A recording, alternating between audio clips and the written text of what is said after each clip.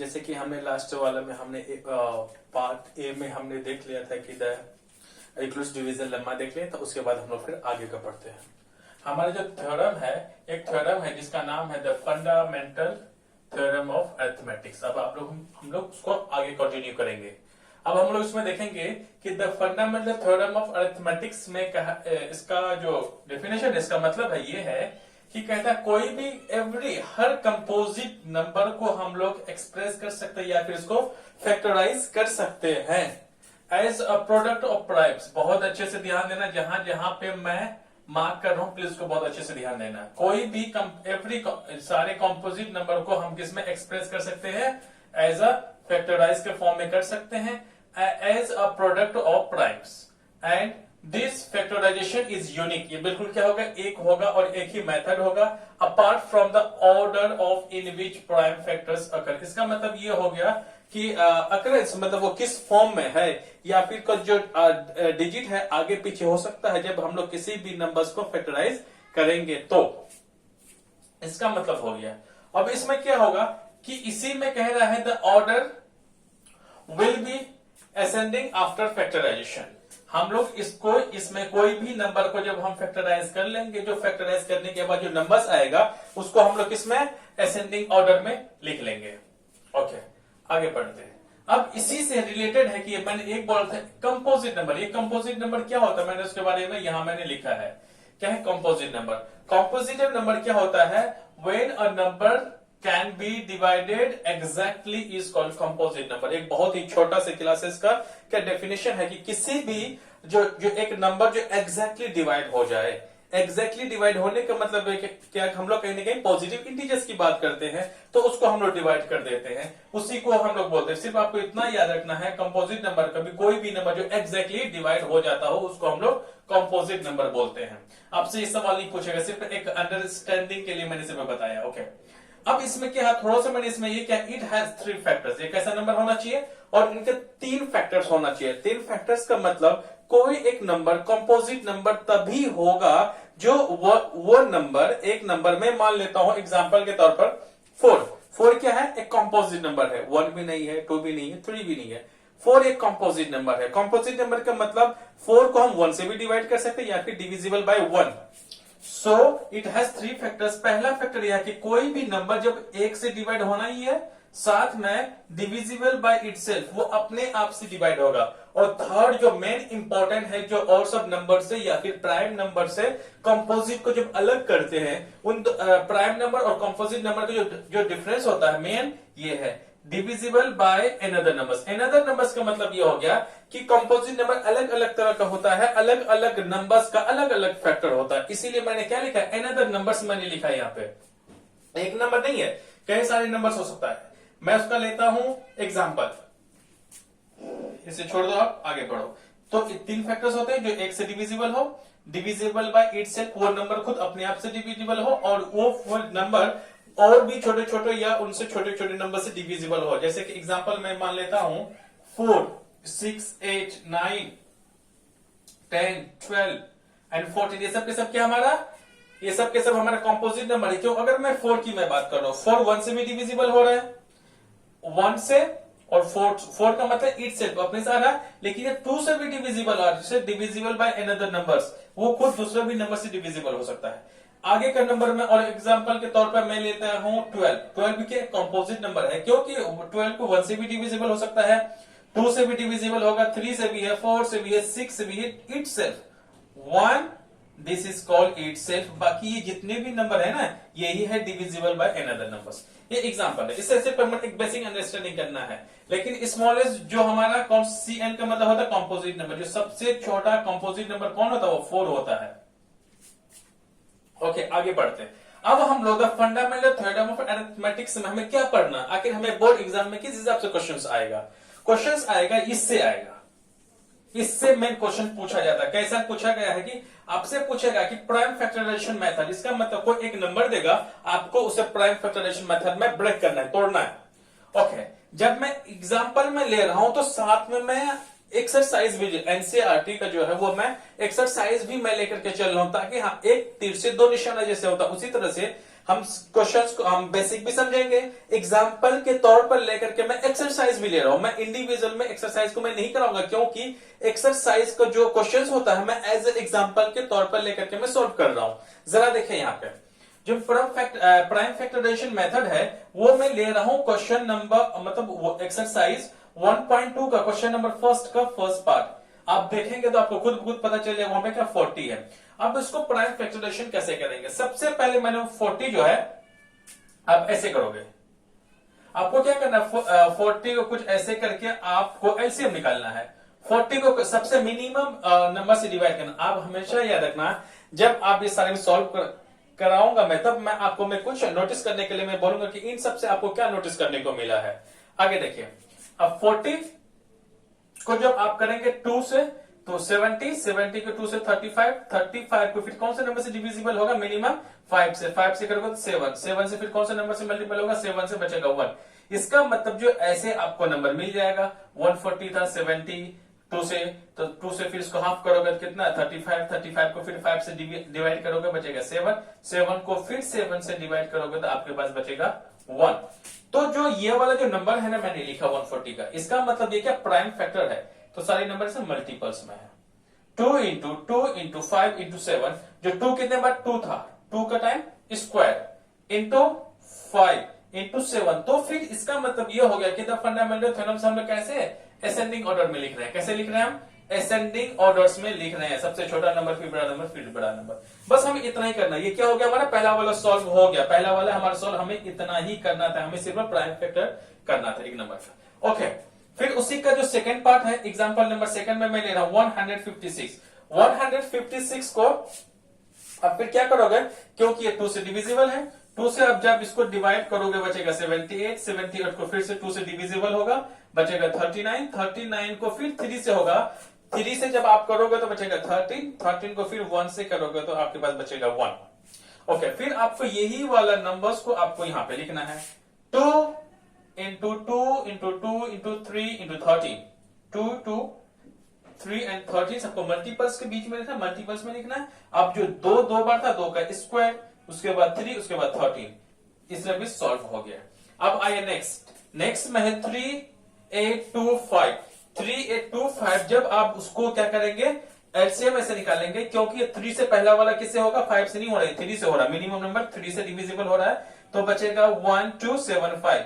फिर ये नंबर 3 से जब आप डिवाइड करोगे इसको फिर बचेगा 425, फिर 425 को जब आप 5 से डिवाइड करोगे आपके पास बचेगा 85, फिर 85 को फिर 5 से जा रहा है वो बचे 17 को 1 से। तो हमारा क्या बनेगा इसका फैक्टराइजेशन मेथड 3 इंटू 3 5 एंड 17। आप देखो जरा 3 2 बार था 3 का स्क्वायर, 5 2 टाइम 5 का स्क्वायर बचेगा 17 स्क्वायर। जब हम लोग इसको बस इतना ही करना है, आपको फिर इसको जब मल्टीपल करोगे ना आपको फिर ये वाला नंबर मिल जाएगा। ठीक है, जब आप इसको इन सारे को मल्टीपल करोगे आपको इतना ही मिलना है, आपको मल्टीपल नहीं, आपको सिर्फ क्या पूछा है प्राइम फैक्टराइजेशन पूछा, उसका प्रोडक्ट नहीं पूछा। प्रोडक्ट फिर क्या, फिर अब मल्टीपल जब आप इन सबको करोगे ना फिर ये वाला नंबर आ जाएगा। ओके, इसका क्वेश्चन नंबर मतलब इसका मैं एग्जांपल में मैं 4th ले रहा हूं, साथ में एक्सरसाइज भी कंप्लीट हो रहा है हमारा। इसमें कह रहा है कि हमें क्या 5005 को हमें क्या प्राइम फैक्टराइजेशन मेथड से इसको हमें प्राइम फैक्टर करना है प्राइम नंबर्स में, तो आ जाएगा 5005। तो कौन से नंबर से डिविजिबल हो गए, पहला 5, जब 5 से करोगे आपके पास बचेगा 1001। फिर ये नंबर जो 1001 कौन सा नंबर मिनिमम नंबर से डिवाइड होगा, दैट इज 7 से जब इसको डिवाइड करोगे आपके पास बचेगा 143। जब 143 के कौन से नंबर से डिविजिबल हो रहा है 11 से, 11 से जब आप इसको डिविजिबल करोगे तो आपके पास बचेगा 13 को 1 से, जब 13 को 13 से डिवाइड करोगे आपके पास बचेगा 1। तो आपके पास क्या बचेगा 5 इंटू 7 इंटू 11 इंटू 13, ये आपका क्या हो गया प्राइम फैक्टराइजेशन मेथड, या फिर किसी भी नंबर को आप प्राइम फैक्टराइजेशन मेथड में कैसे लिख सकते हो, ये हो गया। ओके, पहला तो हमें एक पढ़ गया, और दूसरा हमें ये पढ़ना है कि find LCM and HCF of pair of integers with verify that HCF into LCM is equal to product of two numbers। हमें ये करना है, कुल मिला के बाद ये आएगा कि हमें LCM और HCF निकालना है, इसलिए इसको बीच में प्लीज आप नोट करके इसको लिखना है। पहले एक नंबर में तो ये लिखना है, 2 नंबर में आपको ये लिखना है, लेकिन इसको शुरू करने से पहले थोड़ा सा मैं कुछ बता रहा हूं जो कि ये बहुत बहुत ही इंपॉर्टेंट है, क्योंकि अक्सर बच्चा, मैंने पिछले 4 साल से जब मैं बच्चों को पढ़ाया हूं, अक्सर इस चैप्टर में, हालांकि ये चैप्टर तो इजी है, अक्सर बच्चे को एलसीएम और एचसीएफ निकालने में बहुत ज्यादा दिक्कत आ जाती है। जबकि जब बोर्ड का एग्जाम जो लास्ट में होता वही होता, उनका इश्यू रहता कि सर और एक बार सब बता दें। पहला चैप्टर है, लोग इतना ज्यादा लाइटली लेता है, इसलिए मैंने इनको मैं ऐसे तरीके से बता दिया हूं ताकि कि आप प्लीज बहुत अच्छे से नोट करें, क्योंकि आपको कहीं और किसी कोचिंग या किसी टीचर की जरूरत नहीं पड़ेगी। जैसे मैं आपको मैं बता रहा हूं, प्लीज उसको बहुत अच्छे से नोट करें, आप बहुत अच्छे से गौर से करें, तो ताकि कि आपको ना किसी टीचर की जरूरत पड़ेगी, आपका मार्क्स बहुत अच्छा ऑब्टेन कर सकते हैं इनके जरिए से। चलिए, अब हमें एचसीएफ और एलसीएम निकालने में बच्चे को वाकई परेशानी होती है। अब हमें क्या लिखेंगे, फाइंड एलसीएम एंड एचसीएफ को कैसे निकालोगे, जरा देखो। मैं एलसीएम से शुरू करता हूं। एलसीएम क्या होता है, लीस्ट कॉमन मल्टीपल। ओके, हमें क्या करना होगा, एलसीएम एचसीएफ हमारे पास 2 नंबर्स रहेगा, उन्हीं 2 नंबर्स का एलसीएम भी बताना है, एचसीएफ भी बताना है। चलो, अब क्या करोगे, ऐसे कुछ सवाल आएंगे, इस सवाल को आपको यहां से सॉल्व करने को मिलेगा। एलसीएम 2 नंबर्स के बीच में, 2 इंटीजर्स के बीच में, 2 नंबर्स के बीच में जो एलसीएम एचसीएफ या एलसीएम या एचसीएफ लेना हो तो फिर क्या करोगे, सबसे पहले एलसीएम लेने के लिए take the common number which has highest degree. 2 चीजों में मैंने तोड़ रहा हूं इसे। अब तो एलसीएम निकालने के लिए सबसे पहले आप क्या करोगे, उस नंबर 2 नंबर्स आएंगे, जब उसको प्राइम फैक्टराइजेशन मेथड कर लोगे आप, तो उनके बीच में जो सबसे ज्यादा, ऐसा नंबर लो जिसका सबसे ज्यादा डिग्री हो, और बाद में उसके बाद का एंड टेक अनकॉमन नंबर्स, और साथ में क्या लेना है, अनकॉमन नंबर्स होगा। प्लीज जरा इसको अभी एक बार देख लो, जब मैं एग्जांपल लूंगा ना आपको समझ में आ जाएगा। ओके, एलसीएम के लिए बात इतनी सी थी। अब एचसीएफ का आयो, एचसीएफ में है हाईएस्ट कॉमन फैक्टर। जब हम लोग हाईएस्ट कॉमन फैक्टर निकालेंगे एचसीएफ, तो क्या करोगे, सबसे पहले टेक कॉमन नंबर, क्या लेना है हमें, कि जो 2 नंबर के बीच में जो नंबर्स होगा हमें कॉमन लेना है, व्हेन नो पावर। इसका मतलब आ जाएगा कि मैं एग्जांपल ले रहा हूं, एग्जांपल तब मैं लूंगा, जरा ये सोचो कि आप ऐसे नंबर आपको कॉमन लेना है जब व्हेन नो पावर, जब 2 नंबर्स के बीच में क्या हो, पावर ना हो। ओके, अगर पावर हो तो क्या हो, अगर पावर हो तो क्या हो, जरा देखो, व्हेन 2 या 3 कॉमन नंबर्स, अगर मैं मान लेता हूं कोई 2 या 2 से ज्यादा नंबर्स क्या है, कॉमन है, तो इफ 1 हैज पावर, ऐसे नंबर पे जब 2 नंबर होगा, तो जरा सा मैं एग्जांपल लेता हूं, जरा मैं यहाँ पे एचसीएफ पे रुक जाता हूं, जरा मैं एक एग्जांपल लेता हूं, उसके बाद तब आपको यहां पे समझाऊंगा। जरा देखें, हमें क्या निकालना है, एलसीएम निकालना है, एचसीएफ ऑफ 36 एंड 60 का निकालना है। हमें क्या, हमारे पास 2 नंबर है, 36 और 60 है, हमें इन्हीं दोनों नंबर का एलसीएम भी निकालना है, एचसीएफ भी निकालना है। ओके, सबसे पहले मैंने क्या किया, 36 को लिखा, 36 को जब मैंने क्या एलसीएम निकाल लिया, मैंने क्या किया, ऐसे मैंने फैक्टराइजेशन मेथड में तोड़ लिया, मैंने क्या किया, फैक्टर कर दिया। जब मैंने 36 को फैक्टर किया, 36 को 2, 18 को फिर 2 से करोगे बचेगा 9, 9 को 3 से करोगे 3, 3 को करोगे बचेगा 1। इसका मतलब आपको ये बचा 2 into 2 into 3 into 3, इसका मतलब 3 का स्क्वायर, सॉरी 2 का स्क्वायर और 3 का स्क्वायर आ गया। अब 60 को प्राइम फैक्टराइजेशन करो, जब आप इसको फैक्टर करोगे आपका फैक्टर कुछ ऐसे आएगा, 60 को 2 से डिवाइड करोगे बचेगा 30, 30 को फिर 2 से डिवाइड करोगे बचेगा 15, 15 को किससे डिवाइड होगा, 15 3 से होगा, तो 3 को जब 15 को करेंगे बचेगा 5, फिर 5 को 5 से डिवाइड करोगे बचेगा 1, कुल मिला करके आ जाएगा हमारा 60 का ये आ जाएगा। अब क्या होगा, इन्हीं अब हमें एलसीएम निकालना है और साथ में एलसीएम भी निकालना है, एचसीएफ भी निकालना है। एलसीएम एचसीएफ कब निकलेगा, जब हम फैक्टर कर लिए 36 का। अब जरा देखो, मैंने जो एलसीएम लिया, यहां पे एलसीएम में मैंने क्या किया है कि सबसे पहले मैंने क्या बताया था कि जो 2 कॉमन नंबर्स हो, क्या हो, कॉमन नंबर्स हो। यहां पे मेरा पहला वाला कॉमन नंबर कुछ ये है, 2 का पावर 2, 2 का पावर, ये दोनों कॉमन है, तो जो कॉमन होगा, जो नंबर कॉमन होगा उसी का सबसे बड़ा नंबर लेना है। 2 का भी पावर 2, 2 का भी पावर, दोनों में से एक को ले लो आप। ऐसे में मैंने एक को ले लिया। अब दूसरी बात चलो, अब दूसरा कॉमन नंबर कौन सा है, दूसरा कॉमन नंबर है 1 का 3 का पावर 1 है, 3 का पावर 2 है। अब मैं क्या करूंगा, जो कॉमन नंबर होता है उसका जो सबसे बड़ा पावर होता है या फिर डिग्री होता है उनको लेते हैं, फिर 3 का स्क्वायर ले लिए, और फिर साथ में हम लोग क्या लेंगे, हम लोग फिर साथ में लेते हैं टेक अनकॉमन नंबर। अब बताओ इन दोनों में से कौन सा नंबर है जो अनकॉमन है, मतलब कि दोनों में नहीं है, सिर्फ एक में हो, तो कौन सा 5 है, 5 को भी मल्टीपल में मैंने ले लिया। ये क्या निकला हमारा एलसीएम निकल गया। जो एलसीएम जब आएगा, जब आप फिर इसको 2 का स्क्वायर 4, 3 का स्क्वायर 9, 5, जब इसको आप मल्टीपल करोगे बचेगा 180। तो मुझे एलसीएम निकल गया। इन दोनों नंबर का एलसीएम क्या आएगा 180। आप आ जाते हैं हम लोग एचसीएफ पे। एचसीएफ पे क्या करेंगे, फिर देखो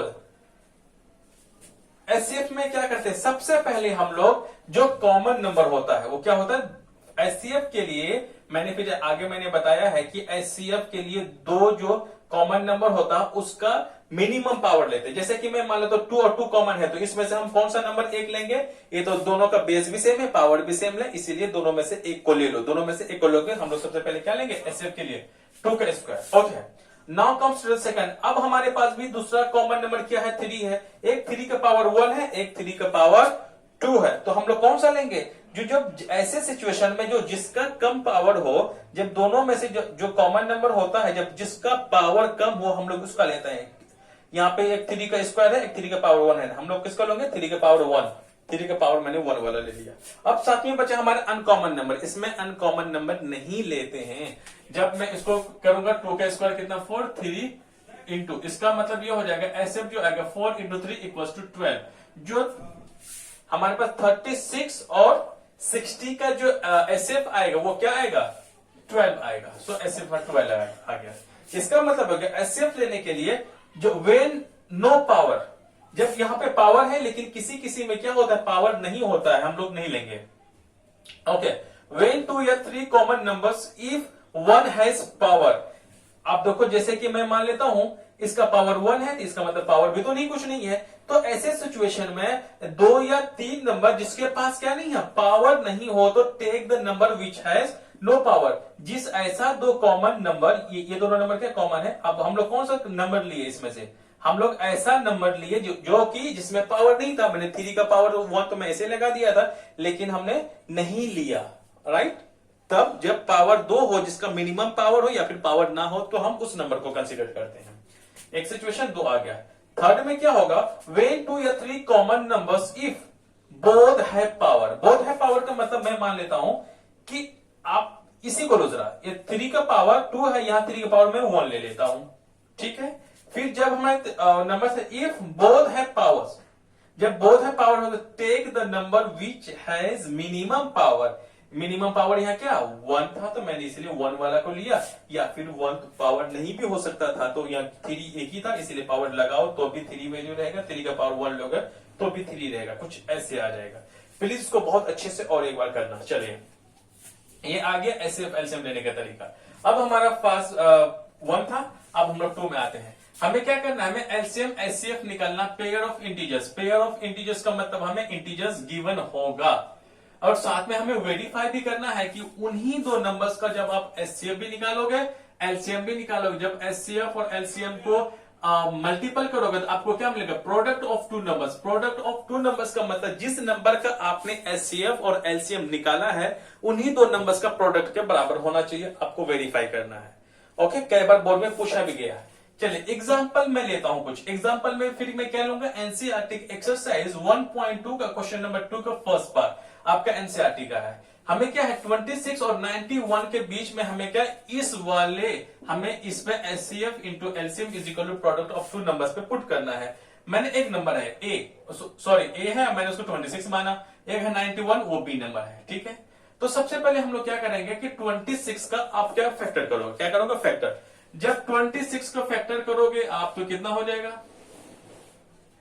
आपको 2 से करोगे तो यहां पे कितना बचेगा 13, इसमें 13 करोगे 1, सो क्या बचे 2 इंटू 13, 2 इंटू 13 कर लिया। आप फिर चलो कि 91 का करोगे। 91 का जब आप करोगे तो 91 का सबसे मिनिमम नंबर कौन सा होगा 7 से जब आप डिवाइड करोगे बचेगा 13, 13 को फिर 13 से डिवाइड करोगे बचेगा 1, इसका मतलब 7 इंटू 13 आ गया। अब हमें क्या निकालना है, इसका एचसीएफ निकालना। सबसे पहले एचसीएफ। सो एचसीएफ क्या होता है कि सबसे पहले हम जब पावर्स ना होगा, व्हेन नो पावर, तो take common number. When no power, क्या इन दोनों के बीच में पावर है, नहीं पावर है, तो हम भी कॉमन नंबर लेंगे। तो यहां भी पावर नहीं, यहां भी पावर है, दोनों के बीच में जब ये कॉमन नंबर है ना, यही हमारा क्या 13 एचसीएफ होगा, दोनों में से एक नंबर। आ रही बात समझ में। ओके, अब हमें एलसीएम लेना है।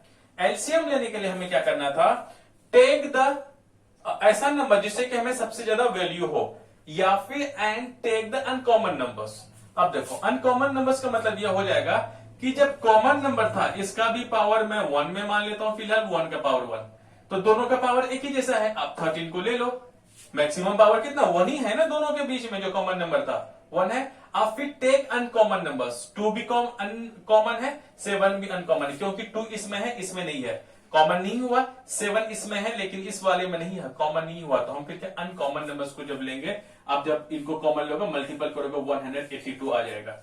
सो अब हमारा क्या एचसीएफ आ गया 13, एलसीएम कितना आ गया 182। अब हमें क्या वेरीफाई करना है, वेरीफाई किसमें, इसमें करना है। चलो वेरीफाई में क्या करना था, HCF into LCM is equal to product of two numbers. किसमें करना था, product of two numbers. Product of two numbers का मतलब एक नंबर ए, इसी नंबर का हमें प्रोडक्ट करना था, तो मैंने ए मान लिया, इस वाले को बी मान लिया, मैंने आगे दिया। एचसीएफ आ गया 13, एलसीएम आया था 182, इक्वल्स में ए की वैल्यू कितना 26 रखूंगा, बी की वैल्यू 91, क्योंकि प्रोडक्ट ऑफ टू नंबर्स बोला ना, तो टू नंबर्स मैंने ए और बी मान लिया था ऊपर में, ताकि हमें लिखना कम पड़े।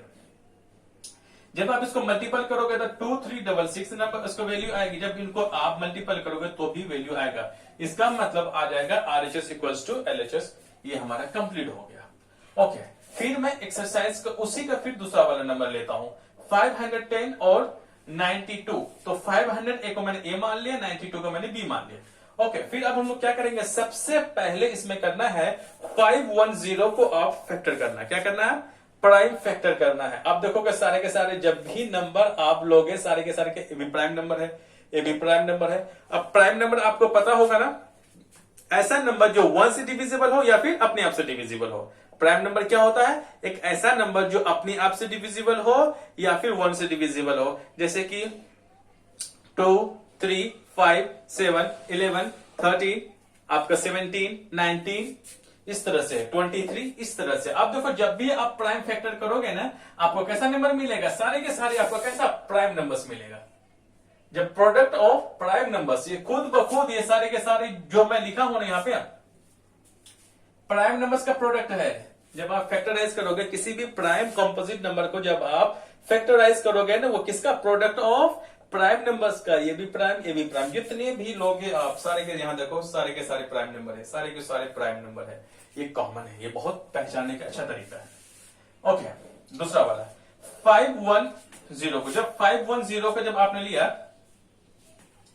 तो जो 510 को 2 से करोगे 255, जब इसको आप करना है 3 से बचेगा 17 को 7 से डिवाइड करोगे 1, इसका मतलब आ जाएगा 2 इंटू 3 इंटू 5 इंटू 30। जब आओगे इसमें कुछ भी नंबर एक जैसा नहीं जो स्क्वायर नहीं होगा, सेमी में एक ही जब नंबर लिख दिया। फिर चलो 92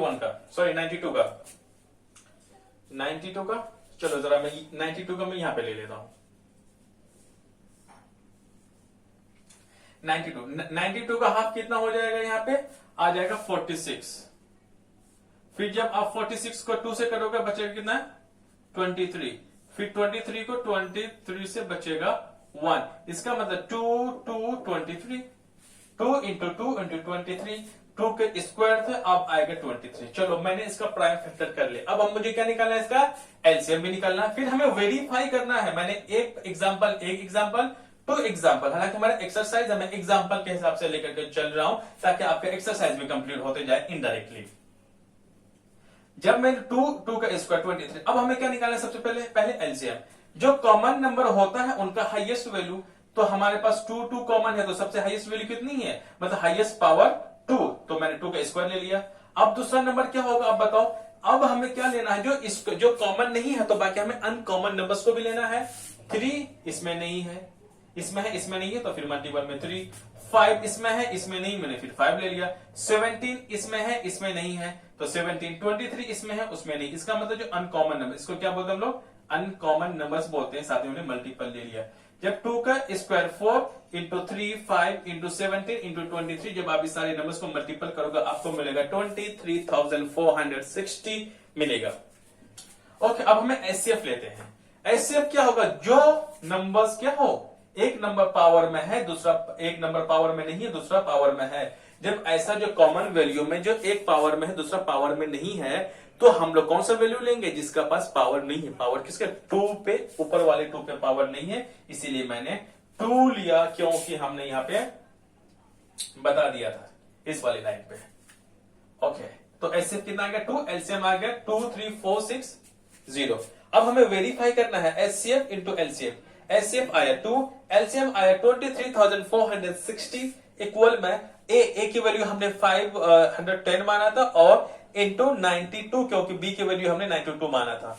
ओके, जब हमने इस वाले नंबर को जब 2 से मल्टीपल करोगे वो आ जाएगा 46,920 आ जाएगा। जब आप इन दोनों नंबर्स को भी मल्टीपल आप करोगे तो आपको भी यही नंबर मिलेगा। कुल मिला करके कि जो हमें क्या होगा, एचसीएफ, जब दो नंबर्स का एचसीएफ को एलसीएम से मल्टीपल कर दोगे तो वो नंबर जो इक्वल आएगा वही दोनों नंबर के बराबर होगा जिस नंबर का आप क्या निकालोगे? एलसीएम और एचसीएफ निकालोगे। उसके बाद फिर हम लोग आगे बढ़ते हैं। अब हम लोग आगे कंटिन्यू करते हैं। अगर ये है इसका थर्ड पार्ट में ये है कि अगर कोई भी गिवन दैट, अगर आपको दिया हुआ है एचसीएफ दो नंबर का, एक नंबर ए है दूसरा नंबर बी है, पहला नंबर हमारा है 306 और कॉमा 657 है, दो नंबर है, अगर उसका एचसीएफ कितना 9 है। अगर ऐसा सिचुएशन में अगर 9 है तो हमें फाइंड एलसीएम करना है, इन्हीं दो नंबर का हमें एलसीएम निकालना, राइट। ये हमारा एक्सरसाइज का भी क्वेश्चन है। ओके, मैं मान लेता हूं पहला नंबर को मैंने क्या मान लिया? ए मान लिया, 306। दूसरा जो नंबर है हमारा वो 657 है और मैंने हमारे पास गिवन में क्या है कि एलसीएम हमारा 9 गिवन में है। हमें निकालना है क्या है? एलसीएम को है, एलसीएम निकालना। एलसीएम मुझे नहीं पता, मैं फिलहाल के लिए एलसीएम को मैं क्या मान लेता हूं? एक्स मान लेता हूं, ठीक है। ओके, एलसीएम मैं जानता हूं कि इससे पहले जो हमने जो देखा था कि वह LCM into HCF is equal to product of two numbers. जो प्रोडक्ट ऑफ टू नंबर्स होगा, एलसीएम पता है मुझे नहीं, एक्स मैंने मान लिया, एचसीएफ पता है 9, बिल्कुल ठीक है। Product of two numbers, product of two numbers का मतलब हो जाएगा यहाँ पे ए इंटू बी। ए की वैल्यू कितनी है? 306 एंड बी की वैल्यू 657 है। जब मैंने उन दोनों नंबर्स को किया तो फिर अगर अगर कितना हो जाएगा? 306 इंटू 657, एक नंबर किस में यहाँ पे? मल्टीपल में, इस साइड डिवाइड पे आ जाएगा। जब आप इसको काटोगे तो 9 4 जा 9 3 कितना? 27, 3 आ जाएगा 27। अभी बचेगा कितना? 3 तो 3 मतलब 36, 9 4 जा, तो इसको हमने काट दिया यहां से। तो काटने के बाद अब हमारे पास क्या बचेगा? 34 इंटू 657। जब आप इसको मल्टीपल करोगे तो आपको एक्स की वैल्यू कितनी मिली? तो 22,338। इसका मतलब जो अब हमारी जो एक्स की जो एग्जैक्टली जो वैल्यू आई, मतलब एलसीएम की वैल्यू 22,338 आ चुका। अब आगे बढ़ते हैं। आगे ये है कि हम जो इसमें जो मैं एक्सरसाइज भी ले रहा हूं, ठीक है, उसमें ये रहा है कि अगर इसी जो फंडामेंटल थ्योरम ऑफ अरिथमेटिक्स में है, ये सारे एनसीईआरटी के क्वेश्चंस भी है, उन्हीं के कि अगर क्वेश्चन ऐसा आए तो आपके पास कैसे सॉल्व करोगे। अब इसके जगह तो अगर एचसीएफ दिया हुआ था तो अगर मैं मान लेता हूं कोई क्वेश्चन ऐसा भी होता है कि एचसीएफ पूछ ले, अगर एलसीएम ऐसा गिवन हो तो इस सिचुएशन में क्या करोगे? अब इसी से सॉल्व करोगे। आपको क्या, अगर एलसीएम दिया हुआ होता तो एलसीएम की जगह लिख लेते, एचसीएफ के अगर कुछ ना दिया होता तो आप एचसीएफ की जगह एक्स मानते। अगर यहाँ पे किसी की वैल्यू अगर एक ना दिया हो तो आप उसकी वैल्यू को पुट कर सकते हो। अगर एक चीज एलसीएम दिया हुआ रहेगा तो एचसीएफ पूछेगा, एचसीएफ दिया हुआ रहेगा तो एलसीएम पूछेगा। आप इसी की मदद से कर सकते हैं। आगे find LCM and HCF of integers. अब हमें क्या करना है? हमें दो नंबर्स का एलसीएम और एचसीएफ निकालना है by applying the prime factorisation method. ये प्राइम फैक्टराइजेशन मेथड से निकालना है। ओके, ये मेरा एक्सरसाइज जो 1.2 का क्वेश्चन नंबर 3 का फर्स्ट पार्ट है, ये रहा 12, 15 एंड 21। तो हमें क्या निकालना है? उसका एलसीएम भी निकालना है, एचसीएफ भी निकालना है। किसकी मदद से निकालना है? हमें बाय प्राइम फैक्टराइजेशन मेथड से। चलो ठीक है, सबसे पहले 12 को प्राइम फैक्टर करते हैं। अगर 2 है तो 2 से कितना बचेगा? 6, तो ये कितना? 2 से बचेगा 3। इसका मतलब 2 इंटू 2 इंटू 3, 2 का स्क्वायर इंटू 3, पहला हो गया। उसका दूसरे बात 15 है। 15 का जब आप करोगे तो ये सिर्फ एक ही नंबर से जाएगा, पहला वो 5 3 से डिवाइड हो जाएगा, बचेगा 5 का 1, तो कितना हो जाएगा? 3 इंटू 5, 3 इंटू 5 मैंने लिख दिया। अब बचा 21 के सबसे छोटा नंबर से जाएगा वो है 3 3 को आ जाएगा 7, 7 को 7 से ही जाएगा, बचेगा 1। इसका मतलब आ जाएगा 3 इंटू 7। अब हमें इन्हीं दोनों नंबर से क्या एचसीएफ भी निकालना है, एलसीएफ भी निकालना है। अकॉर्डिंग टू क्वेश्चन क्या होता है एचसीएफ। अब जरा सा गौर करें आप, इसमें से कौन सा नंबर कॉमन है, कॉमन, क्योंकि जो नंबर कॉमन उसको पावर की कोई तो बात ही नहीं है। कुल मिला के मेरा ऐसे अगर हम देखें कौन सा नंबर कॉमन 3 है, 3 क्या हो गया एचसीएफ हो गया, क्योंकि जो नंबर कॉमन होता है उसी को हमारा एचसीएफ होता है। अब एलसीएम में क्या हो जाएगा, एलसीएम में क्या होता है कि जो हमारा सबसे ज्यादा डिग्री जिसका ज्यादा हो, कॉमन है 3, 3 के पावर 1, 3 का भी पावर 1, तो मैंने एलसीएम की जगह मैंने 3 के पावर जो मैक्सिमम पावर होता है वो नहीं है, मैंने 1 ले लिया। उसके बाद आप देखो अनकॉमन नंबर्स, अनकॉमन नंबर्स क्या है, देखो 2 इसमें है, इसमें नहीं है, इसमें भी नहीं, इसका मतलब 2 अनकॉमन है, जो कि 2 तीनों में नहीं है, 5 तीनों में नहीं है, 7 तीनों में नहीं है। तो सबसे पहले क्या था 2 मतलब 2 दोनों में नहीं था, तो हमने क्या किया 2 का स्क्वायर जो था मैंने ले लिया। अब मैं इसमें कॉमन क्या नहीं है, कॉमन मेरा यहाँ पे 5 नहीं, 5 को ले लिया, 3 को भी ले लिया, लेकिन सॉरी 7 को ले लिया। अब कॉमन क्या था 3 कर दो, सबसे पावर क्या होता है 1, तो मिनिमम पावर या कुछ भी हो, मैंने तीनों में से एक को ले लिया। जब आप इसको 2 का स्क्वायर 4, 3 का 1, तो 3 ही रहेगा, 5 इंटू 7। जब आप इसका एलसीएम करोगे, मतलब इसका आप कर लोगे, तो आपको आएगा 420, कितना आएगा 420। तो एलसीएम कितना आया 420। एचसीएफ भी पता चल गया, एलसीएम भी पता चल गया। अब उसी का दूसरा एग्जांपल मैं ले रहा हूं, तो इसे एक्सरसाइज 1.2 क्वेश्चन नंबर 3 का फर्स्ट पार्ट, क्वेश्चन नंबर 3 का सेकंड पार्ट ये रहा। सेकंड पार्ट क्या है 17, 23 एंड 29। तो अब देखो इसमें पहली बात है 17, अगर 17 का अगर आप प्राइम फैक्टर करोगे तो 1 इंटू 17, क्योंकि वो तो है ही नहीं, हमारा प्राइम नंबर है 1 इंटू 17। 23 भी सेम चीज है, उसका प्राइम फैक्टर हम नहीं कर सकते क्योंकि वो किसी नंबर से डिविजिबल नहीं है, एक्सेप्ट 1 इंटू 23। अब 29 के भी सेम केस है, तो 1 इंटू 23 इसको हम प्राइम फैक्टर नहीं कर सकते, ये होगा ही नहीं।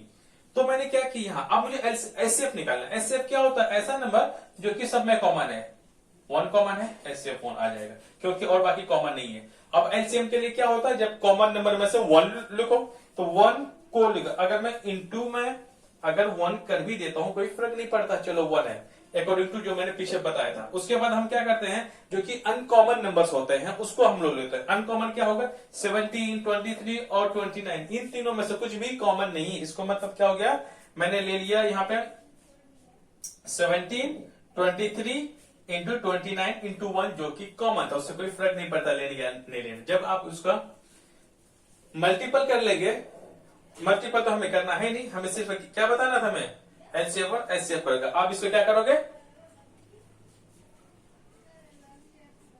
मल्टीपल कर लेना, मल्टीपल करके जो आंसर आएगा वही हमारा क्या आएगा एचसीएफ आएगा। अब आगे बढ़ते हैं थर्ड, इसी का थर्ड एग्जांपल। थर्ड एग्जांपल क्या है 8, 9 और 25 हमें क्या एचसीएफ भी पता करना है, एलसीएम भी पता करना है। जब एचसीएफ आप एलसीएम पता कर लेंगे तो आपको किसका प्राइम फैक्टराइजेशन मेथड से, पहले 8 है, 8 को प्राइम फैक्टर आप कैसे करोगे, 8 है, 8 का 2, यहां बचेगा 4, 2, अब भी बचेगा 2, अब भी बचेगा 2 से करोगे बचेगा 1। इसका मतलब सॉरी, ठीक है, ओके। तो मैंने 8 लिया, 2, 2, 2, 2 इंटू 2 इंटू 2 जब आया तो क्या करोगा 2 का पावर 3 इंटू 1 ले लो, ठीक है। अब आ जाती है बारी आपकी इसकी 9 का। 9 जो है इसका भी आप प्राइम फैक्टर कर लो आप, तो ये 3 से जाएगा, 3 3 जा 9, 3 1 जा, कुल मिला के 3 इंटू 3 का स्क्वायर इंटू 1 में क्यों ले रहे हो, क्योंकि 1 तो सबका कॉमन फैक्टर है। अब आ जाता है 25 की बारी, 25 5 अब आ जाएगा 5 को हमने किया 5 से, फिर 5 को 5 से डिवाइड करेंगे बचेगा 1। 5 इसी को मैंने लिख लिया 5 इंटू 5 मतलब 5 का स्क्वायर। अब मुझे क्या एलसीएम लेना हो, एलसीएम लेने का क्या होता है कि सबसे पहले जो कॉमन होता है वो लो, कॉमन 1 है और लिखने से भी या ना लिखने मल्टीपल में कोई फर्क नहीं पड़ता है। अब हम लोग क्या करते हैं जो अनकॉमन नंबर्स होते हैं, अब हमारे पास अनकॉमन नंबर है जैसे 2 का पावर 3, 3 का पावर 2, 5 का पावर 2, क्या मेरा ये अनकॉमन नंबर है उसको हम लोग लेते हैं। 2 का पावर 3, 3 का पावर 2, 5 का पावर 2, 2 का पावर 3 8, 2 का पावर 3 का पावर 2 9 और 5 का स्क्वायर 25। जब हम इन सारे नंबर्स को मल्टीपल करोगे आपको क्या है 1800 मिल जाएगा। अब एचसीएफ देखो, एचसीएफ में क्या कॉमन है, ये भी कॉमन नहीं, ये भी कॉमन नहीं, ये भी कॉमन, जो कॉमन नंबर नहीं है, जो कॉमन है वो है हमारा 1, सो 1 इज द एचसीएफ। आ चुका? Okay, now comes to the next question. अब हम लोग इसी का हम लोग फोर्थ पार्ट पढ़ने वाले हैं।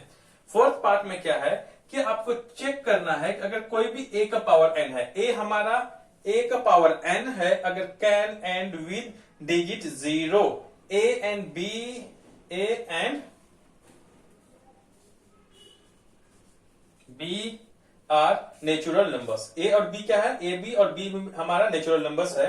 आप कैसे क्या करोगे इस सिचुएशन में? इस सिचुएशन क्या होता है, a और b हमारा, a हमारा क्या यहाँ पे a b हमारा नेचुरल नंबर है, n b क्या है नेचुरल नंबर है।